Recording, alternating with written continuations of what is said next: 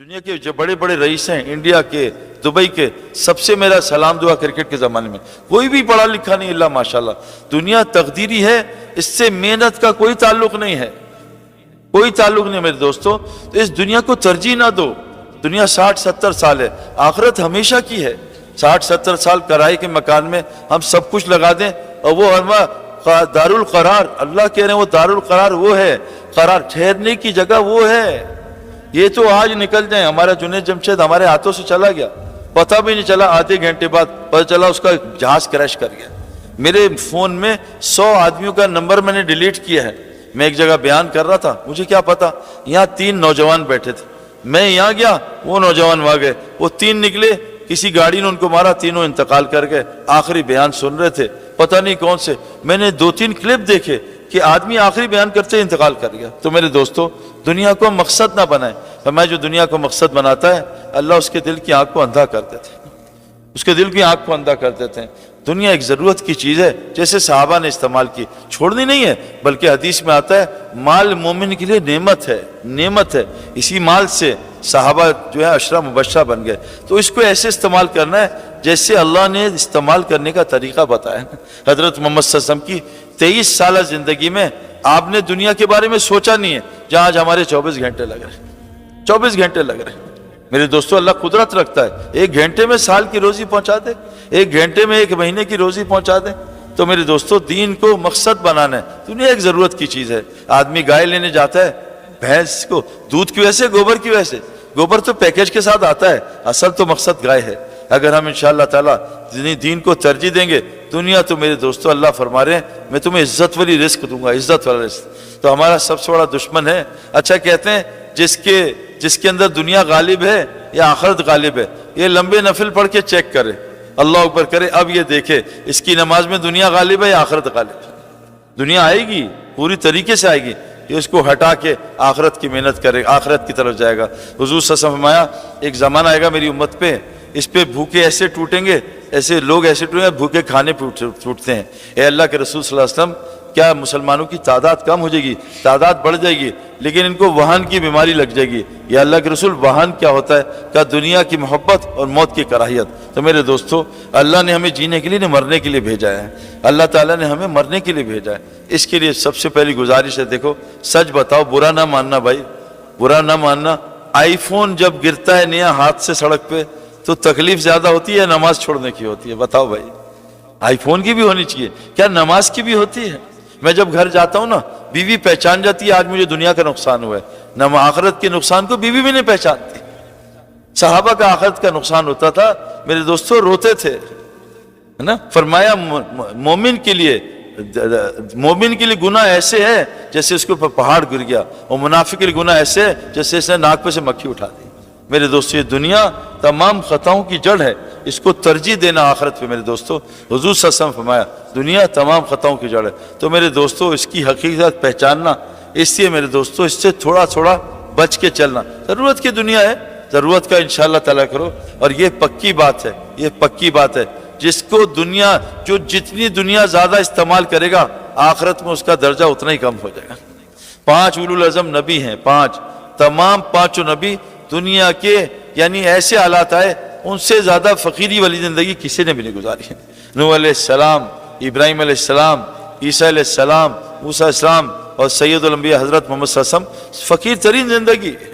6 دن گھر میں کھانے کو نہیں ہوتا تھا, 3 چاند چولہا نہیں جلتا تھا. جب دنیا سے گئے تو تمام بیویاں بھوکی تھیں, چولہا جلانے کو تیل نہیں تھا. حسنین بھوکے, فاطمہ بھوکی, صحابہ بھوکے. لیکن میرے دوستو آپ نے ہمیشہ ان کو, جب بھی کوئی صحابی آیا ہے یا آپ کی بیٹی بھی آئی ہے, آپ نے عمل دیا, دنیا نہیں دی ان کو, حالانکہ ناجائز نہیں ہے. کتنا مشہور واقعہ ہے, حضرت فاطمہ رضی اللہ عنہا آئیں کہ آپ کے پاس ابا جان بکریاں مجھے دے دیں. اے فاطمہ تجھے بکریاں دے دوں کہ اللہ سے 5 کلمات دلا دوں؟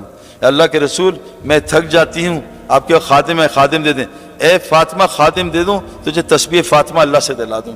علی رضی اللہ عنہ آئے کہ اللہ کے رسول آپ کے پاس جانور آئے ہیں, اے علی جانور دے دوں تجھے 5 کلمات اللہ سے دے دوں؟ ایک ہے بھیکار, وہ جو تھا بھیک مانگنے والا, اس کو بازار کا راستہ دکھایا. نہ جو صحابی آئے, ایک نہ گھر حالات صحیح نہیں ہے, کہ گھر میں سلام کر کے داخل ہو, مجھ پہ درود پڑھو اور سورہ اخلاص پڑھو.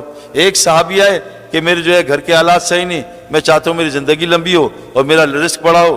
کہا تو یہ نہیں کہا دبئی شفٹ ہو جا, یہ نہیں کہا تو کینیڈا چلا جا, کہا تو ماں باپ کی خدمت کر, رشتہ داریاں جوڑ, اللہ تیری زندگی لمبی کر کے کہ تیری روزی بھی بڑھا دے گا. عمل بتایا. میرے دوستو, ہماری تو بھوک میں بھی روزی ہے.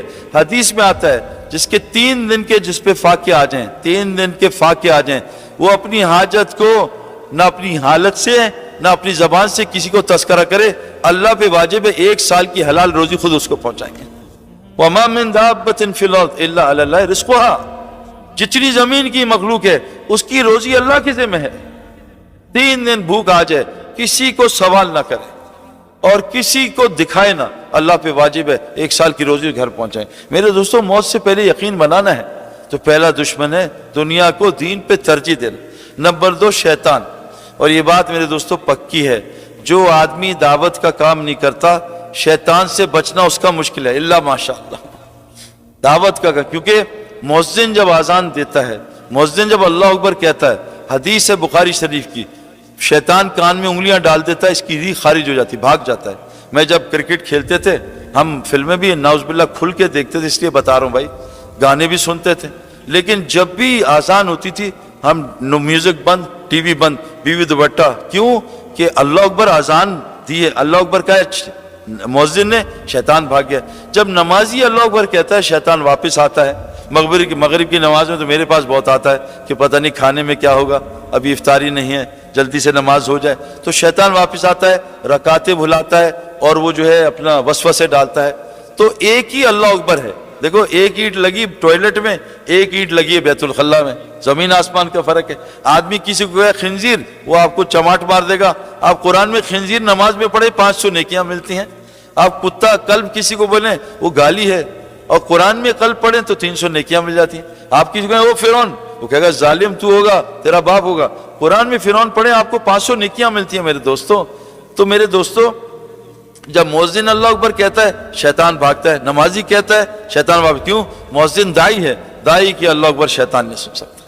اور دعوت دینے کا ثمرہ کیا ہے کہ جب مؤذن اذان دیتا ہے اللہ اس کو سب سے پہلے اپنے پیچھے کھڑے ہونے کی توفیق دیتا ہے. میرے دوستو, خواص عبادت قرآن میں نہیں ہے, حکم ہے. عبادات ساری احادیث میں ہیں, بالکل صحیح ہے. سارا قرآن دعوت سے بھرا ہوا ہے. اللہ کے نبی کو ان کو قرآن پڑھ کے سنائیں, ان کا ایمان بڑھے گا. اذا تلیت علیہم آیات ذات ایمانہ, جب انسان قرآن ان کا ایمان بڑھ جاتا ہے. آج مسلمانوں سے میرے دوستو دعوت چھٹ گئی ہے. دیکھو, برا نہ ماننا, میں نے 10 گھنٹے کرکٹ کھیلی ہے کرکٹ سمجھنے کے لیے. 10 گھنٹے. عبد الوہاب صاحب رحمۃ اللہ علیہ, اپنا مولوی ابراہیم صاحب, یہ مولانا احمد صاحب, میں میرے دوستوں, میں نے مولوی جمیل کے ساتھ 40 دن لگائے. اللہ کی قسم, یہ وہ